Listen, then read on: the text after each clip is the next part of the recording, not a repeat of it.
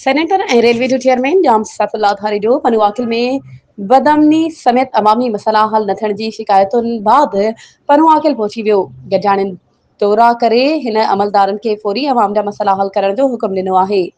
ख़बर मूजिब senior railway जे chairman जाम सैफुल्लाह धारे जो अवामी कारकुननि पीपी अॻवाननि पुलिस इंतज़ामिया खे हिदायतूं ॾींदे चयो आहे त पनुआकिल खे सेफ सिटी बनाए शहर अंदरि सीसीटीवी कैमराऊं लॻायूं वेंदियूं। गैर कानूनी एलपीजी अॾनि ख़िलाफ़ कार्रवाइयूं थींदियूं। नॉन स्टॉप ट्रेनुनि जा स्टॉप बहाल थींदा। बिजली ऐं गैस जी लोड शेडिंग समेत शहरनि जा समूरा मसला हल कराया वेंदा। पनुआकिल जाम हाउस ते अवाम सां खुलियल कचहरी शहरनि पारां शिकायतुनि जा अंबार सेनेटर जाम सैफुल्लाह धारे जो शहरनि जी शिकायतुनि जो नोटिस वठंदे बर वक़्त मौजूद लाॻापियल इदारनि जे अमलदारनि खे हिदायतूं ॾेई मसला हल करण जी ख़ातिरी कराई आहे।